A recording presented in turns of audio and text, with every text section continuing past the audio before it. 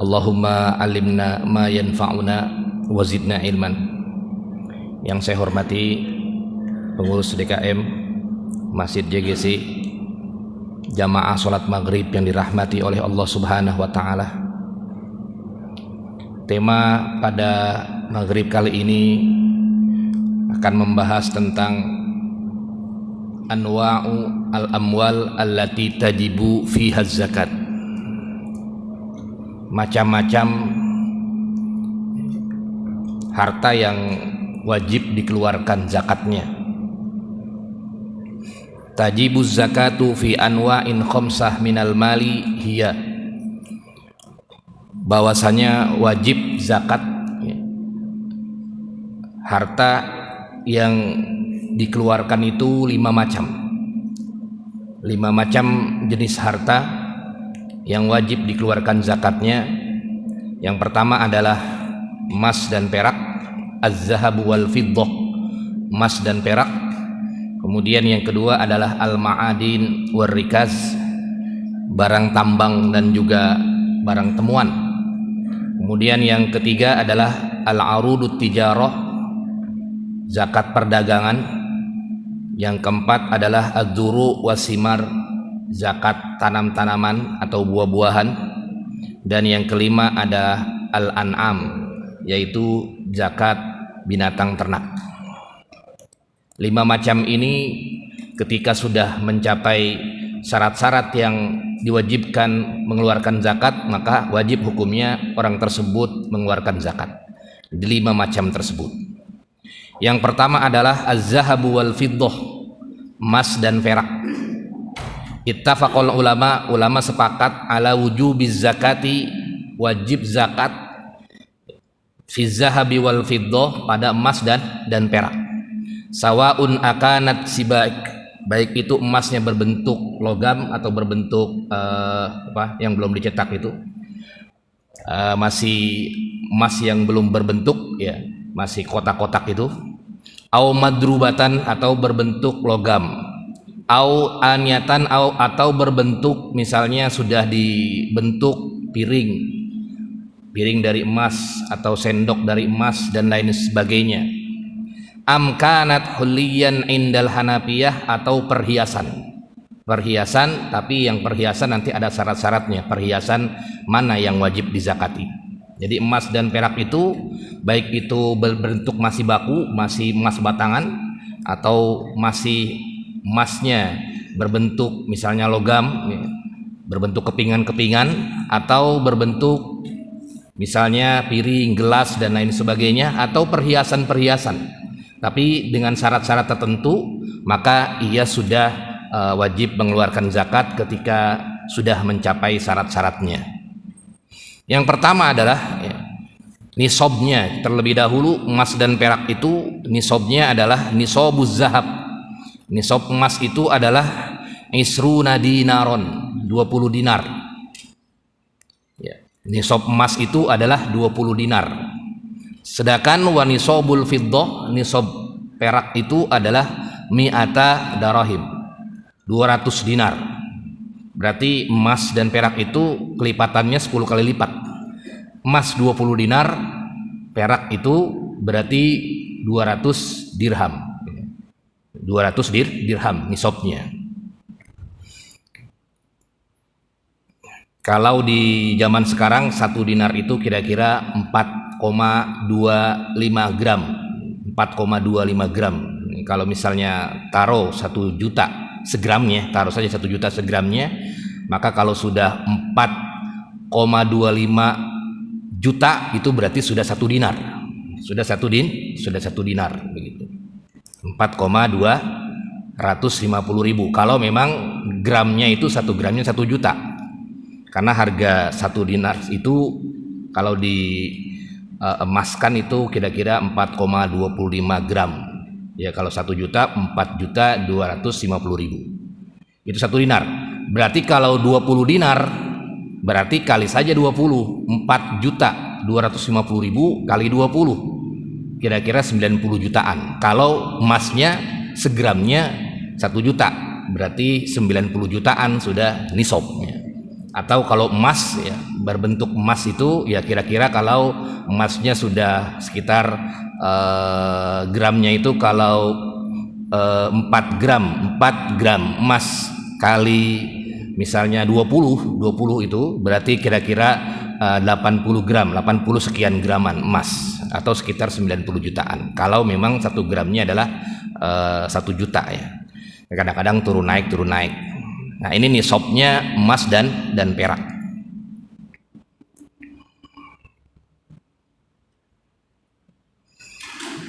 Lalu zakatnya berapa? Miqdaruz zakatnya berapa? Jadi kalau sudah mencapai 20 dinar atau 200 dirham, maka zakatnya itu adalah rub'ul usr. Rub'ul usr itu artinya 2,5%. 2,5%. Al-usr itu 10 dibagi 4 berarti 2,5.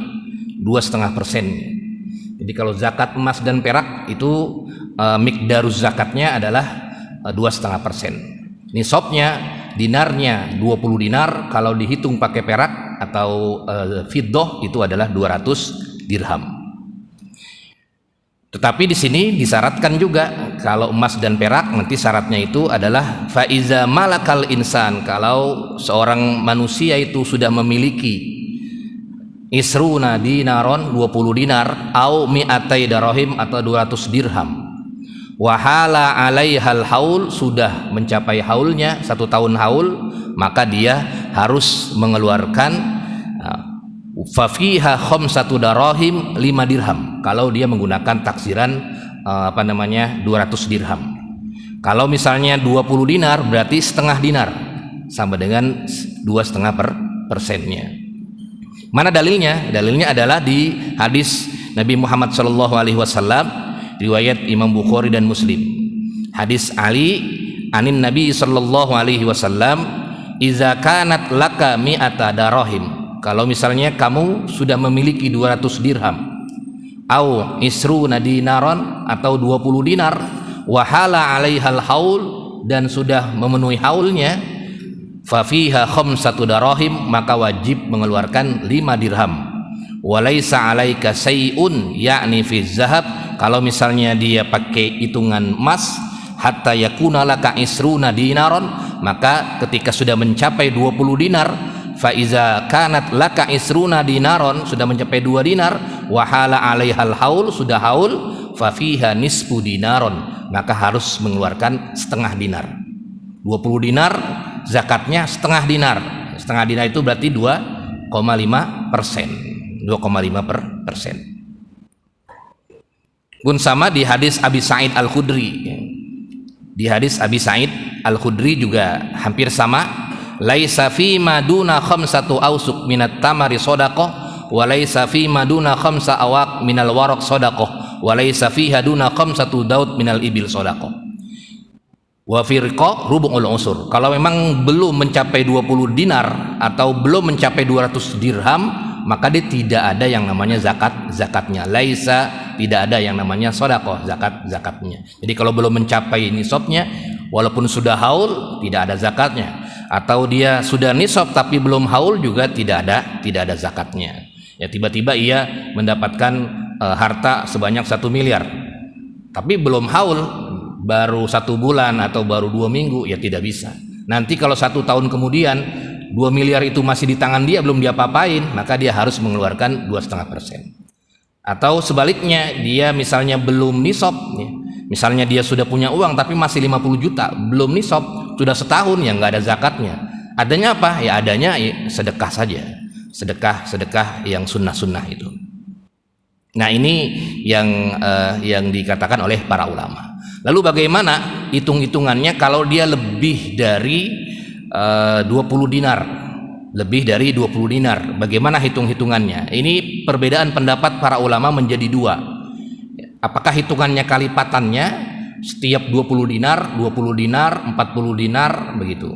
Kemudian 60 dinar begitu. Kelipatannya kalau uang misalnya 80 juta.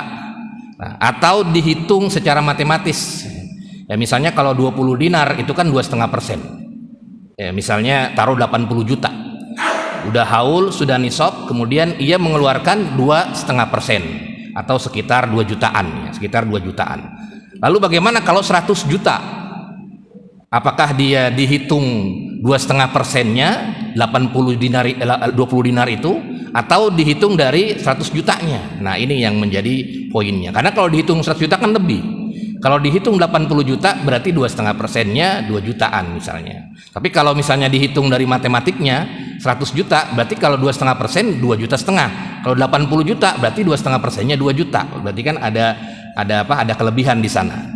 Nah, di sana waqala Abu Hanifah, Imam Abu Hanifah ini berbeda dengan jumhur. Kalau Imam Abu Hanifah ya, Imam Abu Hanifah ini berbeda dengan jumhur. Kalau jumhur dia hitungannya adalah mazada alal mi'atain fazakatuhu bihasabihi. Kalau dia sudah nisab itu 20 dinar, 200 dinar, ya sudah tinggal dihitung saja.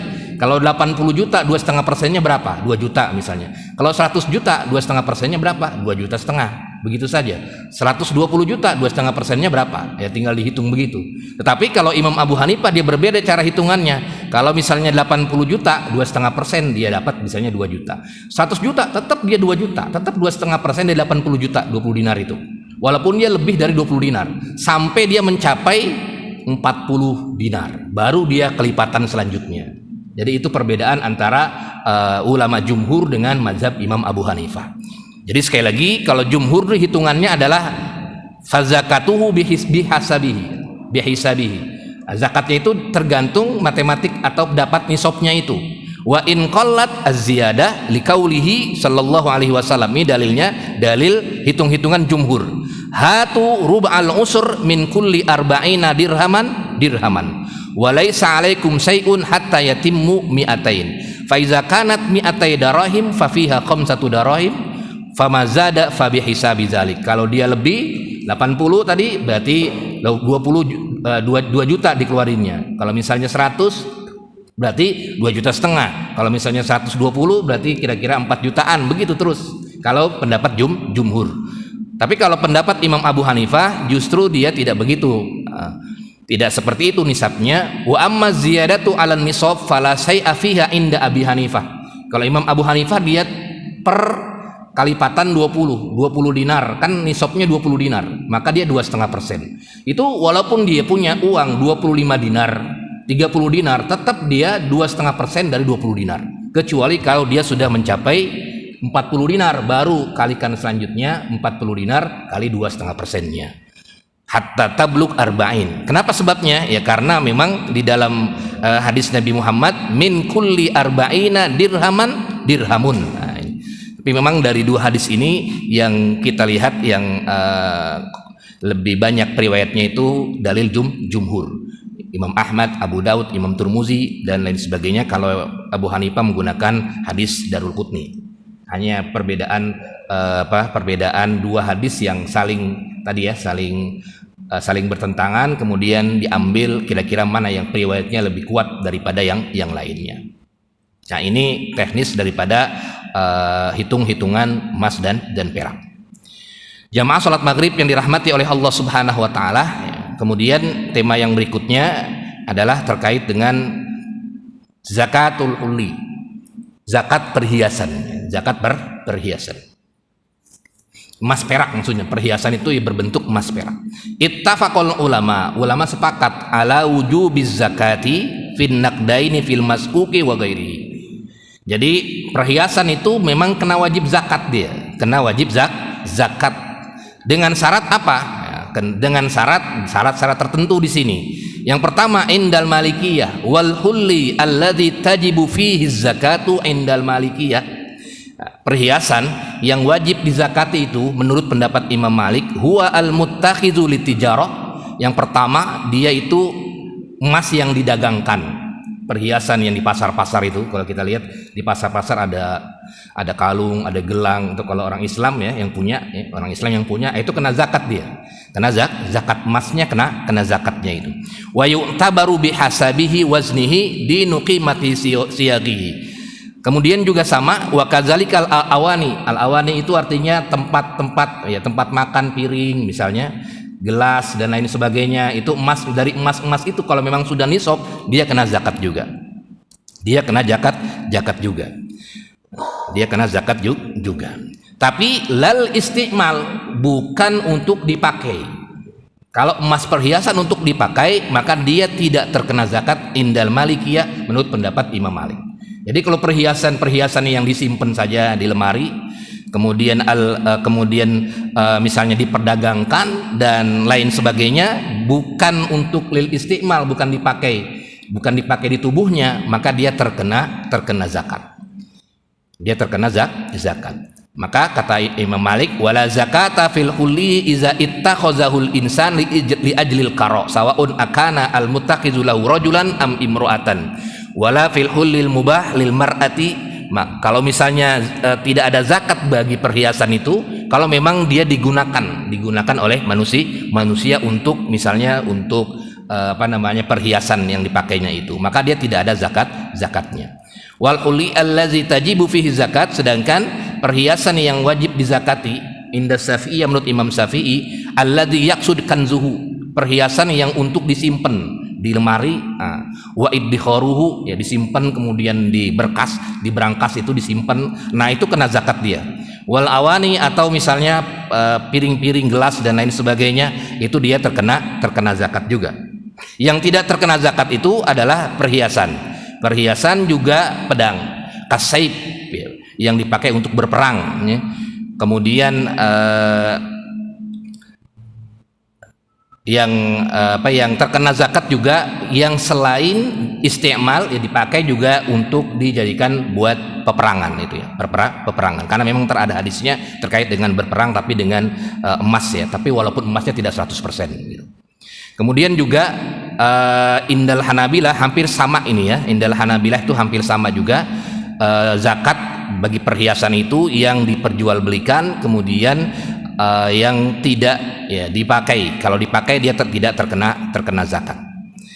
Wal khulasah, kesimpulannya kita ambil kesimpulan annal jumhur ulama mengatakan la yarawna zakat, tidak melihat adanya zakat bagi perhiasan yang dipakai. Liqaulihi sallallahu alaihi wasallam, karena dalil di dalam hadis Nabi Muhammad sallallahu alaihi wasallam riwayat Tabrani dari Jabir ini, laisa fil hulli zakatun, tidak ada, ya, perhiasan yang dipakai itu adalah zakatnya. Wa huwa qaulu Ibnu Umar, ini juga pendapat Ibnu Umar, wa Aisyah wa Asma binti Abi Bakar, dan Asma binti Abi Bakar. Wa kazalikal al awamil minal an'am, juga sama, ya. Kendaraan binatang ternak, onta, ya, kemudian kambing, sapi dan lain sebagainya yang dia biasa buat dipakai berkendara, maka dia tidak terkena zakatnya. Kalau sekarang mobil dan lain sebagainya yang biasa dipakai sehari-hari itu tidak terkena zakatnya.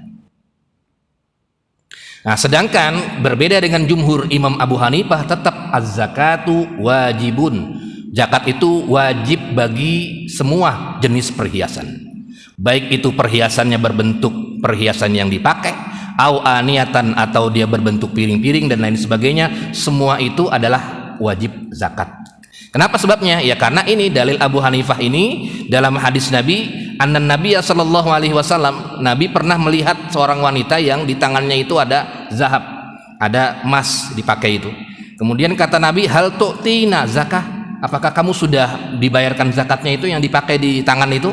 Qalat la, belum wahai Rasulullah. Qala ayasarraki ayusawwirakallahu bisawwarin minan nar, ya, kamu akan mendapatkan nanti sisaan di neraka karena akan dipertanggungjawabkan seluruh harta yang ada di dunia ini yang tidak kamu keluarkan zakatnya. Nah, ini kalau dilihat hadisnya, ini hadis riwayat Abu Daud dari Amr bin Su'aib yang menurut pendapat ulama lain hadisnya disebut dengan hadis dhaif menurut pendapat jumhur, tapi dipakai oleh pendapat Imam Abu Hanifah terkait dengan perhiasan yang dipakai itu adalah tetap terkena zakat. Memang ada hadisnya tetap terkena zakat ketika Rasulullah melihat seorang wanita yang memakai emas itu, kemudian Rasulullah bertanya, ada zakatnya atau tidak? Sudah dikeluarkan belum? Kata wanita tersebut, belum ya Rasulullah.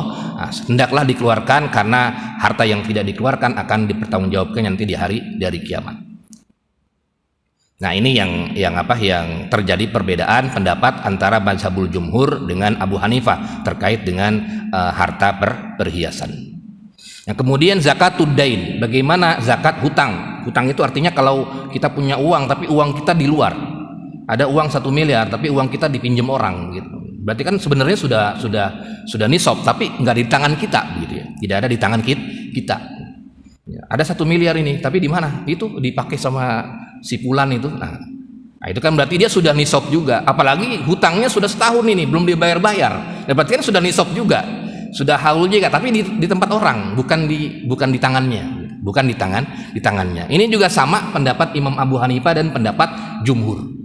Berbeda pendapat terkait dengan hutang yang hutangnya itu orang lain yang hutang sama kita, uangnya uang kita, uangnya 1 miliar dihutangin, atau jangan jauh-jauh 100 juta lah, kan 100 juta itu sudah nisab, diberikan, kita kasih pinjam ke orang ya misalnya, kemudian sudah 1 tahun belum bayar, gitu. Sudah 1 tahun belum bayar, berarti kan sudah nisab 100 juta, tapi juga sudah haul juga, begitu. Apakah dia wajib zakat atau tidak orang yang memberikan hutang tersebut?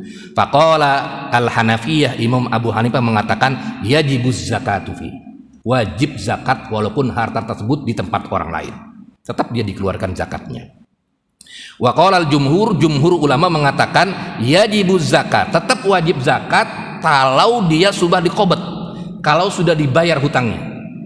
Jadi kalau belum dibayar hutangnya tidak wajib zakat dia, karena dia syarat zakat itu harus qobat, harus benar-benar milkut tam, benar-benar dia memiliki, ada di tangan dia, bisa dipakai dan lain sebagainya. Tapi kalau misalnya ada punya uang 1 miliar, tapi di tempat lain, di orang lain yang belum, ya kita tagih juga belum tentu dia bayar, maka menurut pendapat jumhur dia tidak wajib zakat selama uangnya tersebut belum sampai kepada dia. Kalau sudah sampai kepada dia, baru kemudian dia wajib membayar zakat. Nah, ketika sampai kepada dia, nah ini mazhabul jumhur juga terjadi perbedaan.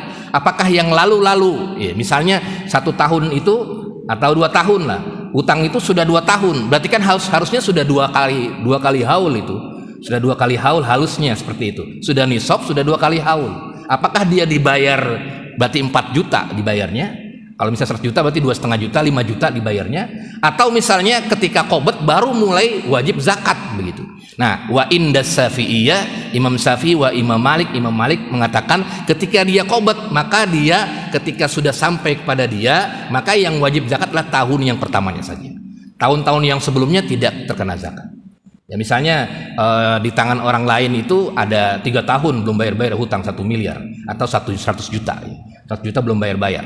Nah, kemudian sudah 3 tahun, maka yang dibayar adalah 1 tahun berjalan, bukan 1 tahun atau yang 2 tahun yang lalu tidak dibayar zakatnya. Kenapa? Karena belum dikobat sama dia, belum ada di tangannya. Kalau sudah di tangannya itu sudah ada penuh di tangannya, dibayar lunas. Tapi kalau belum dibayar lunas, misalnya baru 20 juta, itu sama saja dia tidak terkena wajib zakat karena masih di tempat yang lain. Kecuali mazhab Imam Abu Hanifah yang mengatakan tetap dia walaupun ada di tangan orang lain, dia tetap ada wajib zakatnya. Nah, ini juga perbedaan pendapat para ulama terkait dengan masalah hutang. Kita memberikan hutang kepada orang lain, apakah harus dibayar atau tidak zakat tersebut. Jamaah salat maghrib yang dirahmati oleh Allah Subhanahu wa taala, kemudian tema berikutnya adalah zakatul awraq an-naqdiyah. Zakat awraq itu artinya kertas, uang kertas ya, yang kita punya itu ya. Karena memang di zaman dulu belum dikenal yang namanya uang kertas. Rata-rata pakai dinar dan dirham alat tukarnya begitu, atau pakai barter, masih manual, masih tradisional. Dagangnya dagang barter ya. Misalnya ia punya beras ya, kemudian ia punya satu lagi terigu, ya tinggal ditukar-tukar saja begitu, asalkan tidak sama jenisnya maka riba, tapi tinggal tukar-tukar aja. Itu biasanya jual beli tradisional seperti itu, atau menggunakan emas dan perak untuk sebagai penahan nilai. Nah, ketika zaman sekarang ini, wabima anna hadzal nizam zuharu hadisan ba'dal harbil alamil ula. Nah, ketika muncul di abad ke-19 di sini, kata Wahbah Zuhaili, mulailah muncul awraq al-naqdiyah. Uang kertas itu yang kita punya, ada yang 100.000, ada yang 10.000 dan lain sebagainya. Bagaimana pandangan ulama, apakah uang tersebut wajib zakat atau tidak? Kalau yang emas perak kan tetap sepakat para ulama, nggak ada perbedaan karena emas perak ada hadisnya. Tapi ini yang awraq an-naqdiyah, yang kertas, uang kertas ini. Faqarraru wujubaz zakat fiha indal jumhur. Maka para ulama modern, nah ini ulama modern karena di zaman dulu nggak ada. Fikih-fikih dahulu nggak ada uang kertas, tapi yang ada di zaman modern. Faqarraru wujubaz zakat fiha inda jumhuril fuqaha. Maka para ulama memutuskan wajib zakat bagi uang kertas juga. yang bernilai senilai dengan emas dan perak indal jumhur. Menurut pendapat jumhur al-Hanafiyah wal Malikiyah was Syafi'iyah. Imam Abu Hanifah, Imam Malik dan Imam Syafi'i itu jumhur mengatakan tetap dia kena wajib zakat kalau sudah nisab dan juga sudah haul. Bagaimana cara ngitungnya? Dihitungnya adalah masuk ke zahab wal fiddah. Jadi kan ada 5 tadi yang wajib zakat, ada emas perak, kemudian barang dagangan. Uang kertas itu masuk kepada emas dan perak. Berarti zakatnya itu ya 20 dinar, disetarakan nilai 20 dinar, kemudian nisabnya, kemudian membayarnya zakatnya itu adalah 2,5%. 2,5%. Berarti kalau dia menggunakan uang, sudah punya uang 80 juta, maka dia sudah mengeluarkan zakat. Kalau dia sudah sudah haul, sudah setahun, atau sudah nisab ya, sudah 80 juta, kemudian sudah haul, maka dia 2,5% dia keluarkan 2 jutaan. Ini al-awraq an-naqdiyah. Berbeda dengan walam yaro atba'ul mazhab al-hambali. Mazhab Imam Hambali modern ini dia justru tidak sependapat. Bahwasanya uang kertas itu dizakatkan, tidak sependapat ya. Hatta yatimmu sorfuha fi'lan. Kalau uang kertas itu dizakatkan kalau dia sudah diperdagangkan, karena sudah ada hasilnya. Tapi kalau masih uang kertas itu dia tidak menganggap itu wajib zakat. Kiasan ala qabdiddain, mengkiaskan terhadap qabdiddain tadi yang saya jelaskan tadi, ketika ketika uang masih di tangan orang lain. Nah, kalau sudah dikobat ke kita, sudah ada di tangan kita, maka dia sudah wajib zakat. Nah, Imam Ahmad bin Hambal ini, mazhab Imam modern ini, pengikutnya maksudnya bukan Imam Ahmad. Imam Ahmad kan sudah meninggal dulu kala, tapi pengikut Imam Ahmad di modern, dia tidak wajib zakat uang kertas itu kalau dia belum membayar atau belum melakukan tukar itu. Misalnya ya beli apa dan lain sebagainya. Jadi seperti itu yang diinikan oleh Imam Ahmad bin Hambal mazhabnya, pengikutnya. Tapi di sini wal haqqu, nah ini yang dirojih ya, dikuatkan oleh Wahbah Zuhaili, wal haqqu wujubuz zakatu fiha, wajib zakat terhadap uang kertas itu. Li'annaha asbahat hiya asmanul asya, karena uang kertas itu sudah menjadi asmanul asya, sudah menjadi barang yang punya nilai. Wamtana at-ta'amul bizahab, justru emas dan perak itu sekarang sudah beralih ya. Walam tasma ayyadaulatin bi akhdhir rasid, justru sekarang sudah terjadi kesepakatan antara semua negara terhadap uang kertas tersebut. Nah, ini yang dijadikan dasar oleh Wahbah Zuhaili. Dia menguatkan pendapat jumhur bahwasanya tetap kena wajib zakat, karena walaupun iya itu sebagai kertas-kertas beraka, ya kan kertas saja itu, tapi punya nilai ya. Ada kertas kan cuma kertas aja, kalau kita lihat kertas saja, tapi punya nilai, dia punya nilai, yang nilai tersebut bisa dikiaskan terhadap emas dan perak karena punya nilai. Kalau kita punya nilai, kita lihat uang di jalan pasti diambil karena ada nilainya. Tapi kalau kertas biasa nggak diambil, maka dibuang aja di tong sampah. Nah, ini yang menjadi poin pendapat jumhur, bahwasanya uang kertas itu termasuk wajib zakatnya, dan zakatnya sama seperti emas dan perak, nisabnya juga sama, kemudian dikeluarkannya juga sama, 2,5% juga.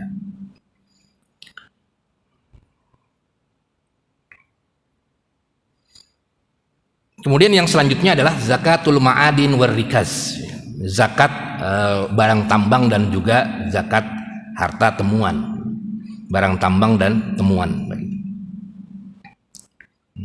Nah, ini juga sama ya, ikhtalafal fuqaha, para ulama berbeda pendapat menjadi 2 pendapat terkait dengan barang tambang dan barang temuan. Pendapat jumhur dan pendapat Imam Abu Hanifah. Pendapat jumhur dengan pendapat Imam Abu Hanifah. Apa kata Imam Abu Hanifah di sini? Fal ma'dan huwar rikaz. Ya, ma'dan itu barang tambang itu ya udah barang temuan. Dua-duanya sama, nggak ada perbedaan. Sedangkan wahuma mukhtalifani indal jumhur. Menurut jumhur barang tambang, barang temuan begitu. Ya, jadi beda menurut jumhur, karena nanti konsekuensinya beda. Kalau barang tambang itu zakatnya itu beda dia. Ya, kalau misalnya barang temuan dia 20%. Humus 20% dari 100 itu kan humus. Tapi kalau misalnya barang tambang itu zakatnya 2,5%, kan beda nanti. Beda beda pengeluarannya beda, mikdar zakatnya beda. Tapi Imam Abu Hanifah menyamakan antara ma'dan dengan rikaz. barang temuan dengan barang tambang. Barang temuan dengan barang tambang.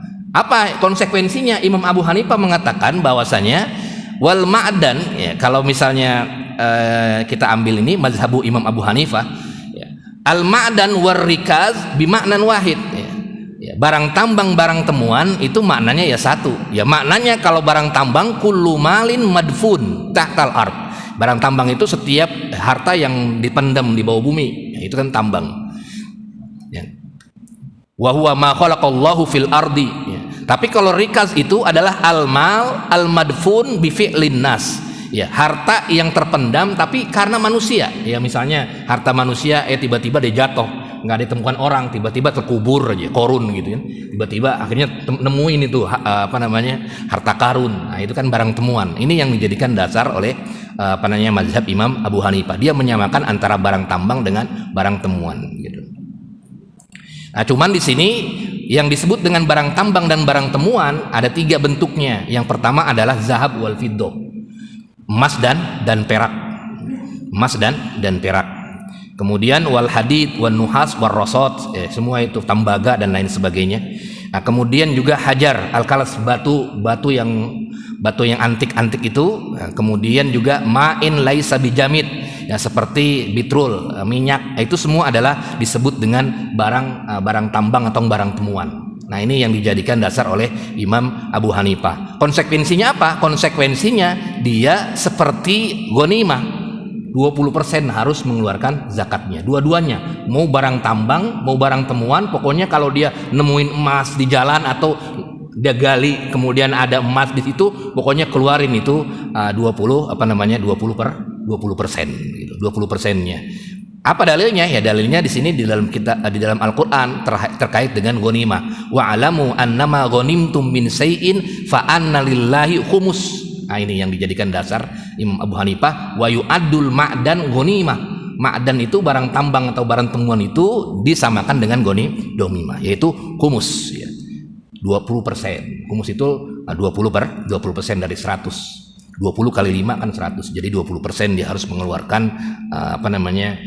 zakatnya setiap ia temukan itu barang tambang atau barang temuan itu.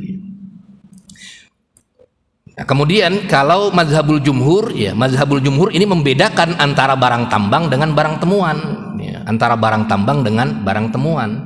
Ya, kalau barang temuan 20%. Kalau barang temuan 20%. Kenapa? Ya karena nemu dia, nggak ngapain. Tiba-tiba di jalan ada emas. Satu batang emas itu, 1 kilo. Nah, udah langsung dikeluarkan zakatnya gitu. Langsung dikeluarkan zakatnya, atau nunggu pengumuman kalau dalam bahasa fikih luqotoh itu, ya, barang temuan itu, ya, diumumin dulu. Nah, kemudian kalau sudah tidak ada pengumuman, ya sudah, nggak ada yang ngaku, ya sudah, berarti barang temuan begitu. Nah, berarti 20%. Tapi kalau ma'dan, kalau barang tambang, dia hanya 2,5% saja. Kenapa? Karena digali, ada usaha dia untuk kayak berusaha begitu, menggali. Kalau sekarang ada alat-alat dan lain sebagainya, maka zakatnya 2,5% juga. Zakatnya 2,5%. Ini antara pendapat Abu Hanifah dan pendapat jumhur terkait dengan barang tambang dan barang temuan. Jamaah salat maghrib yang dirahmati oleh Allah Subhanahu wa taala. Kemudian selanjutnya adalah terkait dengan macam-macam selanjutnya, yaitu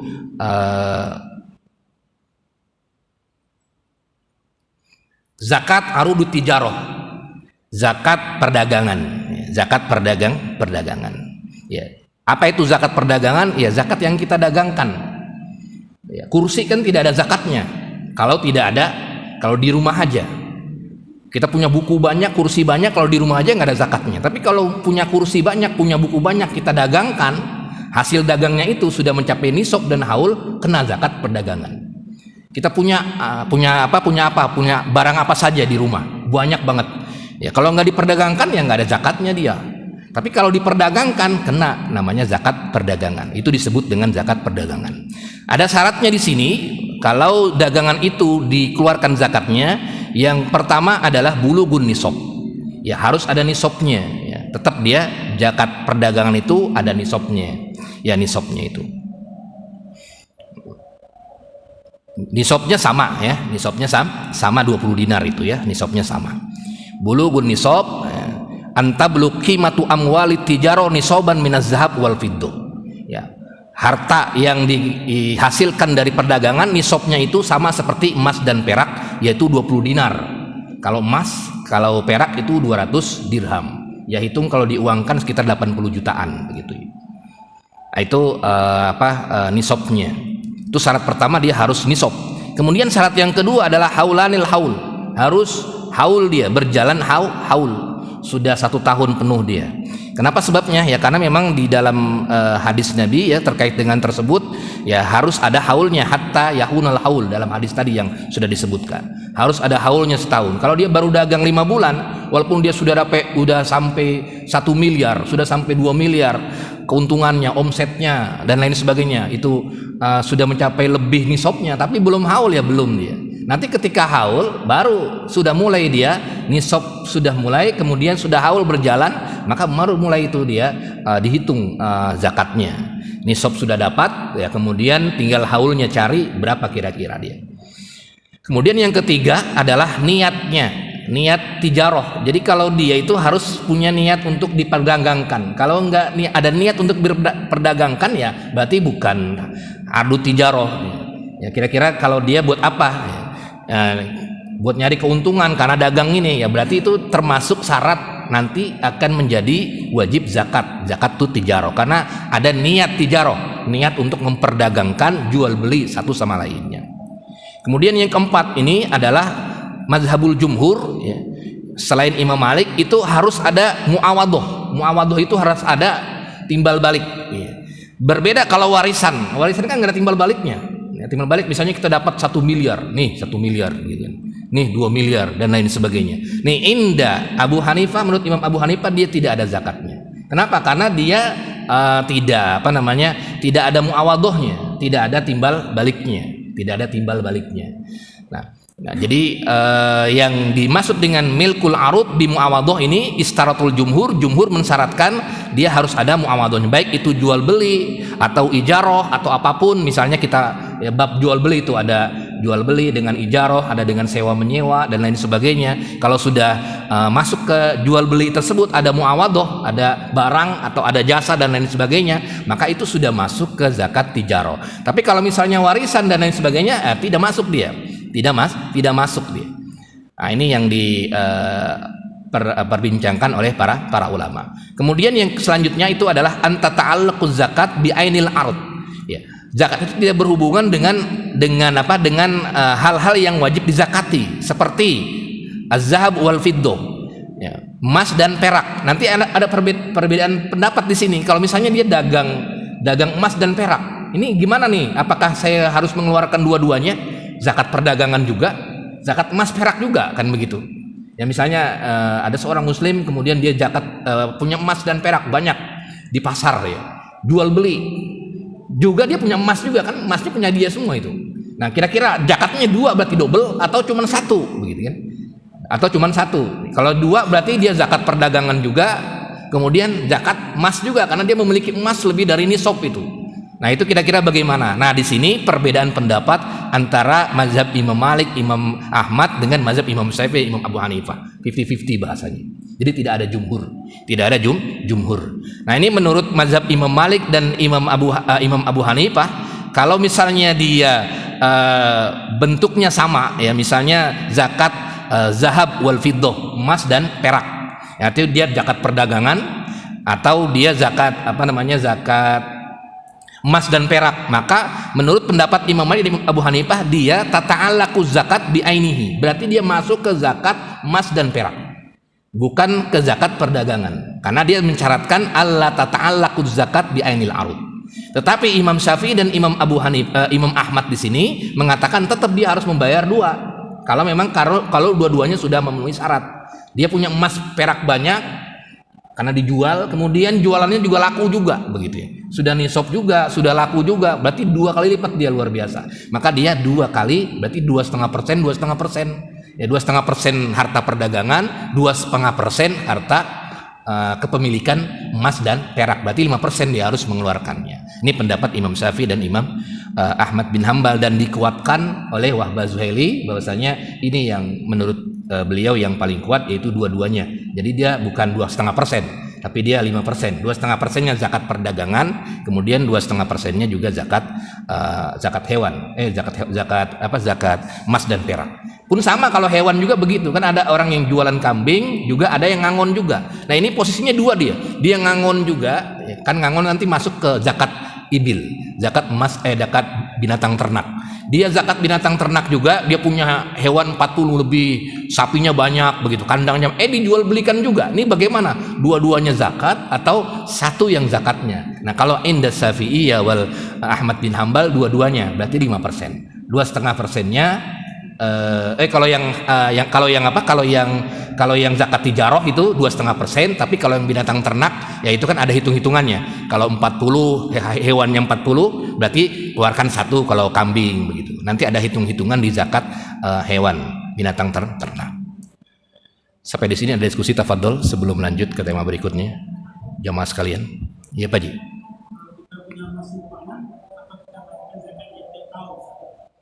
Kalau kita punya simpanan, apakah kita bayarkan hartanya, simpanan kita itu setiap tahun? Iya, kalau sudah nisab dan kalau sudah haul. Dia misalnya simpanan kita 100 juta, kemudian 1 tahun ya di tabungan itu, maka dia 2,5%-nya harus dikeluarkan. Iya, tetap dia. Iya. Itu indal jumhur, iya, kecuali kalau pendapat minoritas tadi Imam Ahmad yang tidak menganggap uang kertas itu sebagai zakat. Kan tadi ada perbedaan ya, uang kertas itu. Tapi kalau pendapat jumhur tetap dia, kalau memang kalau emas dan perak itu diibaratkan dengan uang gitu ya, diibaratkan dengan uang, walaupun dia tidak diapa-apain, disimpan aja di rumah itu terkena zakat.